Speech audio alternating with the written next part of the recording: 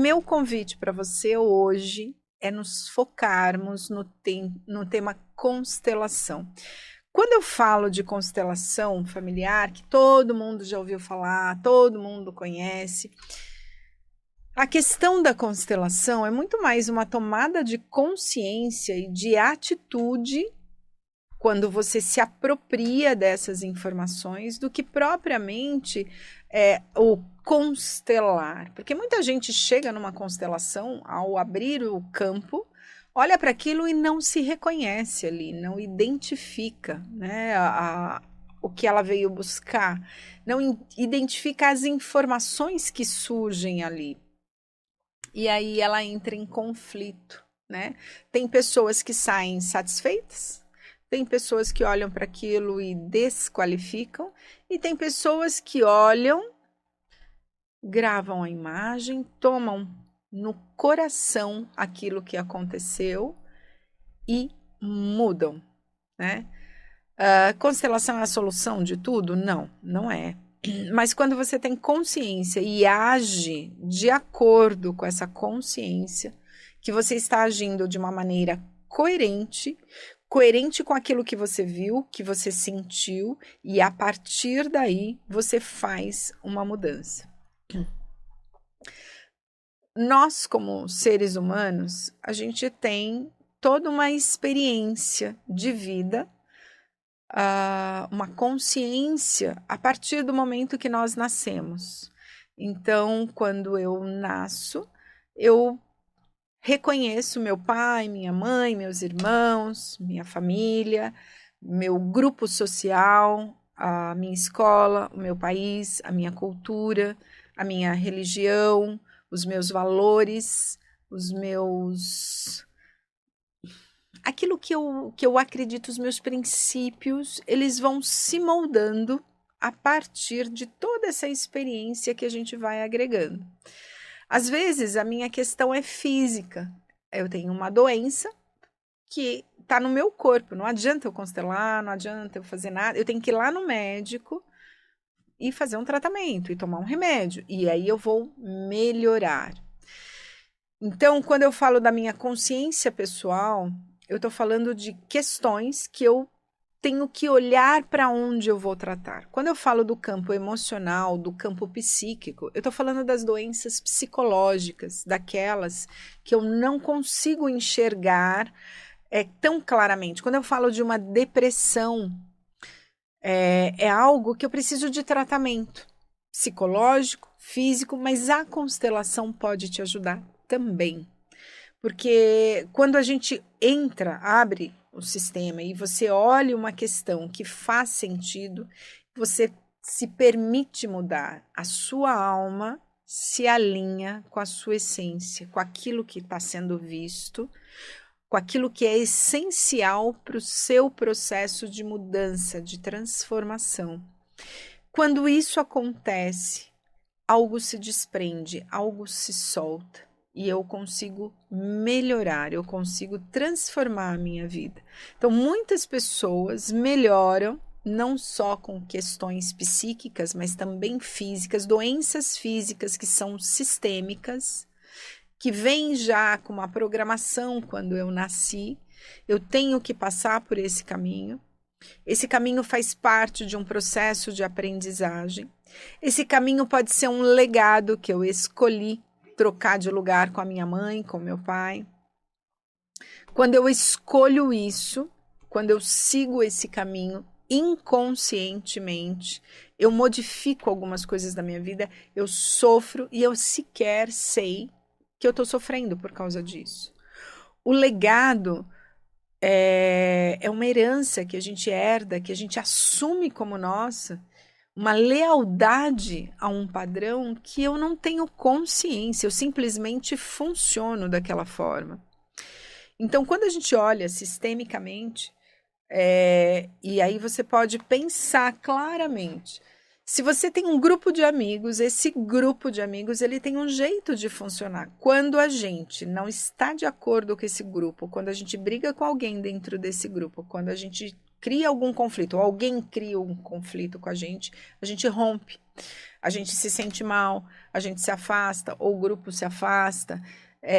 Esses desequilíbrios é que vão travando a nossa vida. Então, aquele grupo, aquela junção de pessoas tem uma consciência própria. Como eles têm uma consciência, o funcionamento do grupo, que é o quê? Que todos se mantenham unidos. Se alguém rompe, se alguém sai, esse grupo se desestrutura, gera conflitos. Vale para o relacionamento afetivo, para o homem e mulher, vale para os meus relacionamentos com os meus filhos, com os meus irmãos, com os meus pais. Onde há mais que duas pessoas, há uma consciência sistêmica, há uma consciência de grupo, que tem funcionamento específico, mesmo que a gente não enxergue, mesmo que a gente não identifique. Além dessa consciência sistêmica, nós temos uma consciência espiritual, uma consciência que está além do sistema. Então, a minha consciência pessoal, ela tá aqui. Eu priorizo o que é a minha vida, as minhas relações, o meu trabalho, as minhas atitudes aqui. Então, é a minha consciência pessoal que também me direciona, né? O meu corpo, minhas emoções, meus pensamentos. Quando eu estou em grupo, tem uma consciência que age sem que todos percebam, mas ela age em prol do grupo. O grupo, ele tem predominância sobre o indivíduo. Então, eu vou dar um exemplo de uma empresa. Imaginem vocês que uma empresa que tem lá 5.000 funcionários e está passando por um momento difícil. E aí chega para um diretor e diz, o CEO, você tem que mandar embora, você tem que demitir 1.000 pessoas. E esse diretor, cada pessoa que ele olha, ele fala, poxa, esse aqui tem uma família para cuidar, o outro tem um filho doente, o outro é sozinho, não tem ninguém que ajude financeiramente. Eu não posso mandar essas pessoas embora, elas são leais a mim, elas são leais à empresa. E aí, o que acontece? Esse diretor diz lá para o CEO, eu não vou mandar essas 1.000 pessoas embora, eles são importantes para a empresa, a gente vai dar um jeito, a gente vai fazer alguma coisa. O que aconteceu aqui? Então, eu tenho o CEO e tenho o diretor, e o diretor olhando para todos os seus funcionários. Esse diretor, quando diz, eu não vou fazer isso aqui, o diretor, ele está desrespeitando uma ordem que veio aqui de cima. Esse cara naturalmente vai ser mandado embora. E por quê? Porque o olhar desse diretor é para os 1.000 funcionários que ele tem que sacrificar em nome dos 5.000. Então, por amor, esse diretor, por amor às pessoas que ele não quer prejudicar, ele não abre mão, ele não coloca ninguém em sacrifício. E ele próprio é sacrificado. Porque o CEO, quando olhou tudo isso, ele está olhando o quê? O CEO, amorosamente, ele está olhando para os 5.000 funcionários, ele está olhando para a empresa, ele está olhando para o serviço que a empresa presta para a comunidade, ele está olhando para algo maior. Se ele não demitir esses 1.000, ele põe em risco toda a estrutura da empresa. Todos os 5.000. Então, não se trata de 1.000, se trata de prejudicar muito mais. E aqui, esse aqui, ele olha, né, o olhar dele é direcionado para a empresa. Então, esse diretor naturalmente vai ser mandado embora. Primeiro, desrespeitou uma ordem. Segundo, ele desrespeitou porque ele olhava com muito amor para uma parte da empresa, não para a empresa como um todo. Então, quando esse CEO manda esse embora e o outro vem e demite 1.000 pessoas, essa empresa se salva, essa empresa se mantém. Então, o que eu quero mostrar para vocês é que quando, mesmo esse diretor, por amor, olhando a todas essas pessoas e querendo ajudar todas, ele não poderia fazer isso. Ele teria que sacrificar as 1.000 pessoas. Então, os indivíduos, eles não são mais fortes que o coletivo. Nós não sobrevivemos sozinhos. A gente precisa de um grupo. A gente precisa de pessoas. Sozinho a gente não dá conta. Para eu comer, eu preciso de alguém que plante, eu preciso de alguém que venda, eu preciso de alguém que cozinhe se eu não sei cozinhar, eu preciso de alguém que me ensine a cozinhar. E eu não consigo fazer isso quando eu tenho 1 aninho, 2 aninhos, 3 aninhos. Eu preciso de uma família. Então, nós somos seres que não vivemos sozinhos. Nós somos seres sociais, nós precisamos de grupo o tempo inteiro. Eu estou falando de uma empresa, mas também tem as famílias. E quando a gente olha para dentro das famílias, que são os nossos maiores conflitos, pai, mãe, irmãos, filho, né? A gente vê ali uma série de desequilíbrios, né? Esses desequilíbrios a gente observa que através dessa consciência sistêmica tem leis de funcionamento, que eu não vou entrar aqui hoje nessas leis de funcionamento, mas em outras possibilidades, outros encontros, eu vou falar de cada uma, porque isso não é só uma questão de ouvir, é de você começar a perceber que quando você age de acordo com esse sistema, com essa consciência sistêmica, você passa a ficar mais tranquilo, você passa a ficar mais relaxado, você passa a ter resultados melhores. Gente, nós aqui nesse planeta, encarnados nesse planeta, nós somos camadas energéticas. E as novas constelações hoje, a gente acessa informações também espirituais, também de outras vidas, também de outros sistemas, que às vezes você vive um conflito, uma dor, ou um problema físico e está ligado com algo, com uma experiência que você teve lá atrás muito difícil, muito traumática, e que você precisava dar lugar para isso, e você precisava olhar para isso. E quando você se permite olhar sistemicamente, com amor, para as maiores tragédias da nossa vida, para as maiores dificuldades da nossa vida, a gente se alinha com a verdade, a gente se alinha com o que é essencial para cada um de nós, essencial para que a gente viva em paz, que a gente ganhe força, para que a gente possa assumir o nosso lugar. Quando a gente tem clareza da minha posição, do que eu tenho que fazer, da forma como eu olho, do amor que eu tenho para determinadas pessoas, para determinados sistemas e como eu lido com isso, isso me deixa alinhado, tranquilo, em equilíbrio. Quando eu tenho isso, eu não preciso convencer ninguém, eu não preciso dizer nada para ninguém, eu não preciso salvar ninguém. Então, a grande questão que cada um de nós precisa ter muito claro é que nós não salvamos ninguém. Aquilo que está no meu caminho, que eu tenho que passar, que eu tenho que viver, é um aprendizado da minha alma. É algo que eu vou ter que experimentar, que eu vou ter que vivenciar, seja uma doença, seja um conflito, seja um rompimento, uma perda financeira, eu não sei, mas o que está no meu caminho, isso foi traçado antes de eu nascer. O que eu combinei que eu viveria dentro desta família já estava traçado. Eu não tenho consciência, porque a nossa consciência pessoal, ela é muito limitada. Ela é tridimensional. A gente tem aqui uma percepção única e exclusiva apenas do que a gente vê, do que a gente enxerga. Mas tem uma imensidão de energias atuando sobre nós, nos influenciando a ter atitudes, comportamentos. Então, por exemplo, tem famílias, se você observa, todos rompem o primeiro casamento. O segundo casamento arrastam com muito conflito. É o meu irmão aconteceu isso, o outro aconteceu isso, a minha irmã aconteceu isso. Eu já tô entrando lá no segundo casamento. É um padrão, porque essa família sempre repete esse padrão. São histórias diferentes, são pessoas diferentes, são contextos diferentes, mas repete esse padrão.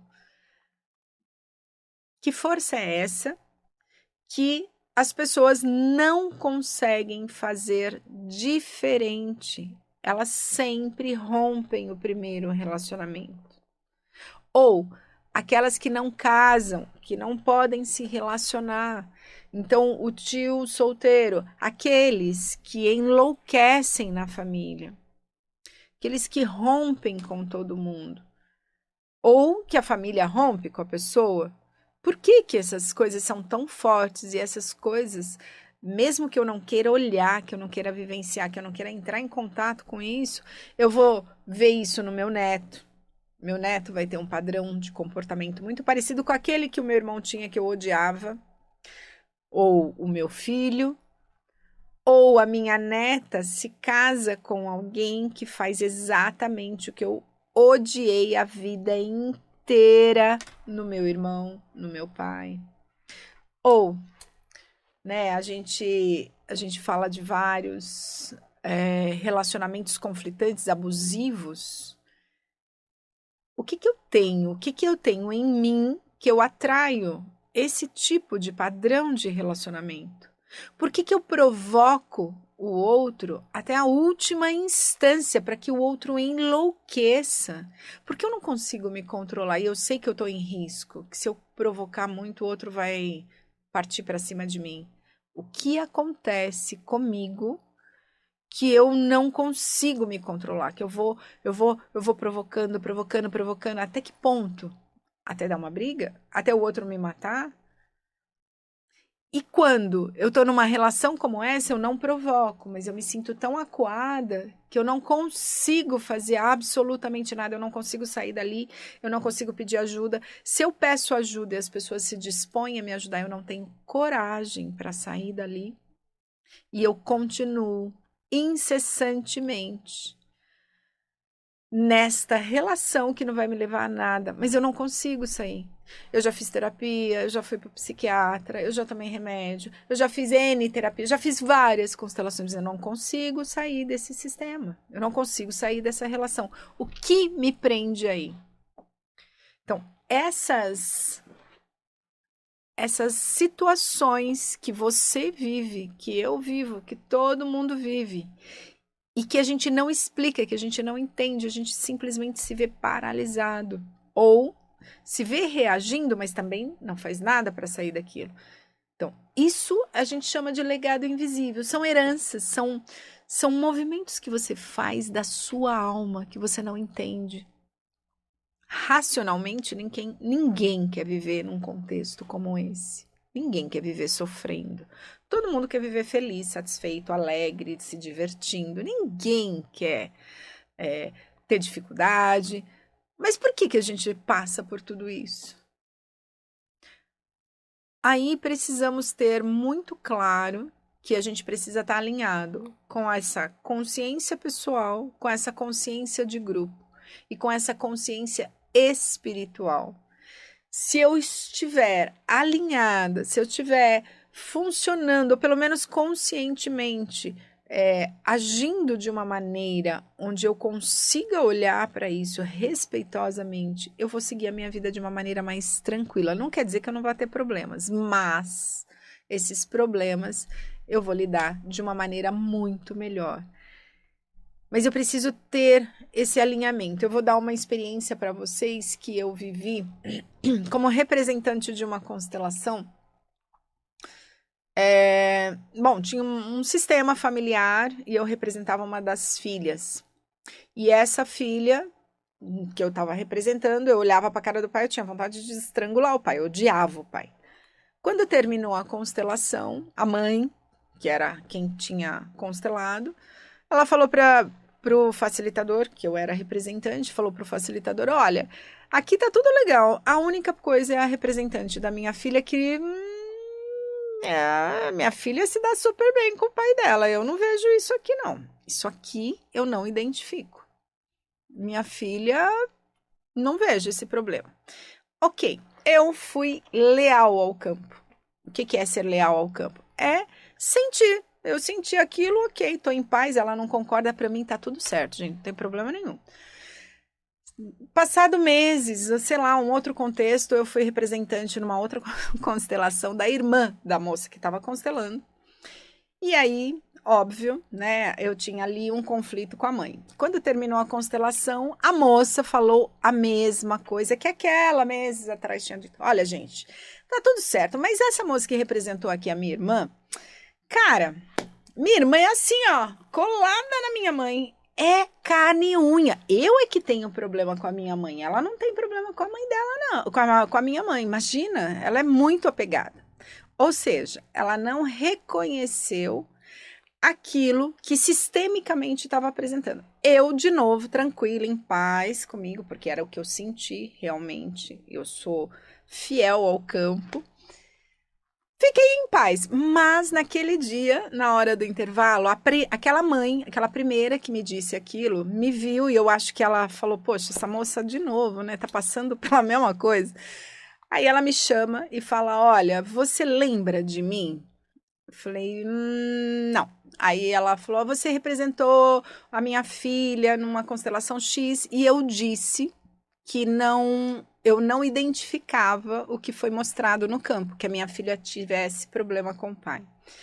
Mas aquela imagem me intrigou muito. E eu fui até o interior de São Paulo, onde minha filha está estudando, e eu fui conversar com ela sobre o que eu vi aqui. E ela me confirmou que ela realmente tinha muito problema com o pai, ela não suportava o pai. E para mim foi uma surpresa. Então, o que eu quero mostrar para vocês é que o campo mostra algo que está conectado à nossa alma, que a gente não vê. Entre em contato comigo no 11 98 654 0880. Venha participar da constelação agora. Até!